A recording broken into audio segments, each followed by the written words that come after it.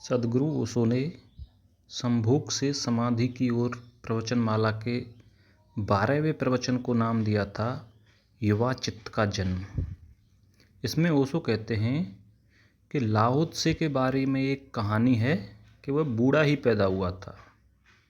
यह कहानी प्रतीकात्मक है, यह दर्शाने के लिए कि लाओ त्से का चित्त कभी भी बच्चा या जवान नहीं रहा, बल्कि वह जन्म से ही परिपक्व था।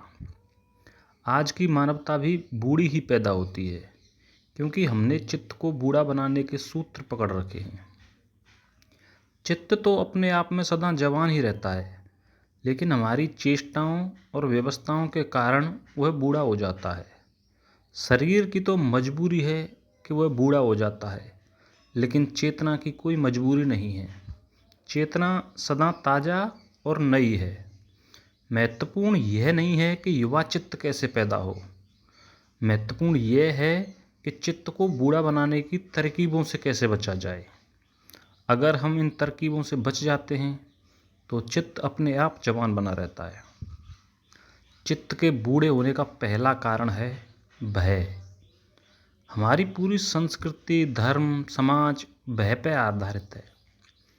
भगवान की मूर्तियाँ, प्रार्थनाएं, पूजाएं भी भय की नींव पर ही खड़ी हैं। हमारे संबंध, परिवार और राष्ट्र भी भय पर ही टिके हुए हैं। और भयभीत चित्त कभी युवा नहीं हो सकता, क्योंकि यह जोखिम उठाने से डरता है और सुरक्षा की तलाश में रहता है। भय चित्त को बूढ़ा बना देता है और उसकी ताजगी और नवीनता को खत्म कर देता है। भय से हम भीतर से मर जाते हैं, जबकि बाहर से जीवित दिखते हैं।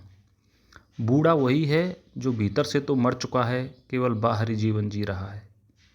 कुछ लोग बाहर से बूढ़े बूढ़े होते हैं, लेकिन भीतर से जीवित रहते हैं।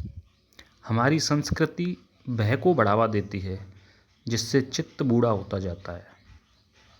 पुराने धर्मों ने ईश्वर का भय सिखाया है, जिससे अधर्म फैलता है, क्योंकि भयभीत व्यक्ति धार्मिक नहीं हो सकता।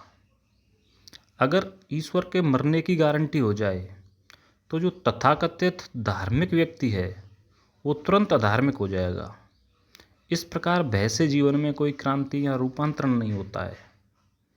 ईश्वर को भय का साकार रूप मानकर लोगों ने उससे डरकर धार्मिकता अपनाई, जो केवल ऊपरी और झूठी थी।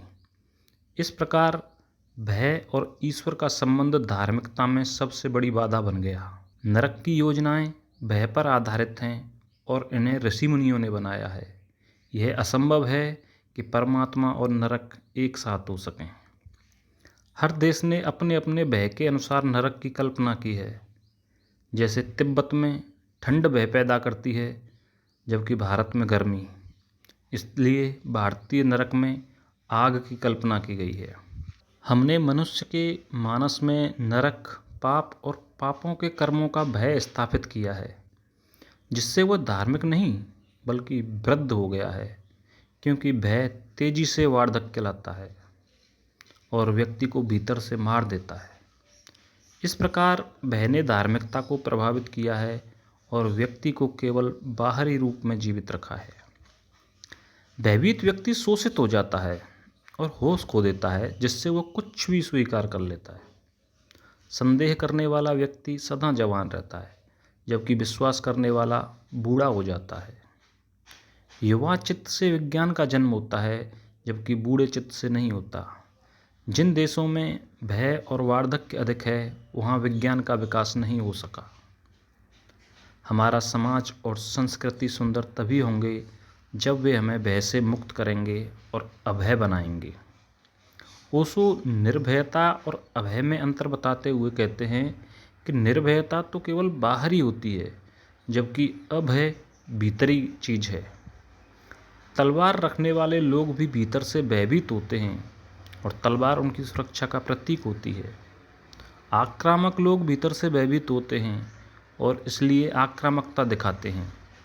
भयभीत व्यक्ति हमेशा सुरक्षा के लिए कवच और तलवार का सहारा लेता है, चाहे वह भगवान के विश्वास के रूप में हो या हनुमान चालीसा पढ़ने के रूप में। अभय का मतलब है भय का पूरी तरह से विसर्जन। केवल अभय व्यक्ति ही अहिंसक हो सकता है, क्योंकि निर्भय व्यक्ति के भीतर भय तो बना ही रहता है और वह हिंसा की ओर प्रवृत्त होता है। हमारा समाज हिंसक रहा है, चाहे अच्छे लोग हों या बुरे, और धर्म के अनुयायी सभी हिंसक रहे हैं। मनुष्य पदों की खोज इसलिए करता है क्योंकि उन्हें सुरक्षा की आवश्यकता होती है। बड़े पदों पर पहुंचने वाले लोग निर्भय नहीं होते, बल्कि उनके भीतर भय होता है। अतः असुरक्षा की स्वीकृति ही अभय होने का मार्ग है। जीवन असुरक्षित और अनिश्चित है, और मृत्यु इसका एक अटल सत्य है। जीवन में असुरक्षा को स्वीकार करना ही सच्ची निर्भयता है। जन्म और मृत्यु एक ही सिक्के के दो पहलू हैं, और इन्हें स्वीकार करना ही समझदारी है।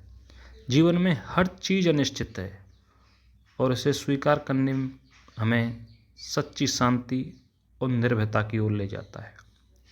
दूसरी बात, बूढ़े चित्त का अर्थ है ज्ञान से बोझिल होना, जबकि युवा चित्त ज्ञान से मुक्त होता है। युवा चित्त हमेशा सीखने के लिए खुला रहता है। सीखने की अनंत क्षमता ही युवा चित्त की पहचान है। बूढ़े चित्त का अर्थ है सीखने की क्षमता का अंत, क्योंकि वह मान लेता है कि उसने सब कुछ जान लिया है। ज्ञान कितना भी आए, उसे बोझ नहीं बनने देना चाहिए। रोज़ सीखें, और जो सीखा है उसे छोड़ दें, ताकि नई चीज़ें सीखने के लिए मन ताज़ा रहे। सीखने की प्रक्रिया ही महत्वपूर्ण है, न कि कितना सीखा। ज्ञान से मुक्त व्यक्ति और भय से मुक्त व्यक्ति ही सच्चे अर्थों में युवा होता है। बुढ़ापा अर्जित होता है, जबकि जवानी स्वाभाविक है। युवा चित्त ताज़ा और निर्भोज होता है, जबकि बूढ़ा चित्त बोझिल और स्थिर होता है। नया चित्त नदी की धारा की तरह गतिशील होता है, जबकि बूढ़ा चित्त तालाब की तरह स्थिर होता है। जीवन को जानने के लिए युवा चित्त की आवश्यकता होती है, और यह हमारे हाथ में है कि हम अपने चित्त को युवा रखें या बूढ़ा बनाएं। युवा चित्त प्रभु के लिए द्वार बन सकता है, जबकि बूढ़ा चित्त बंद दीवार की तरह होता है। इसलिए समाज और शिक्षा प्रणाली को ऐसा होना चाहिए जो युवा चित्त को जन्म दे, न कि बूढ़े चित्त को। वर्तमान में युवा चित्त अपवाद है, और अधिकतर लोग बूढ़े चित्त के साथ ही जीते और मरते हैं। हमें अपने चित्त को युवा रखने के लिए सोचना और खोजना चाहिए, न कि किसी की बात को मानकर बूढ़ा होना शुरू कर देना चाहिए।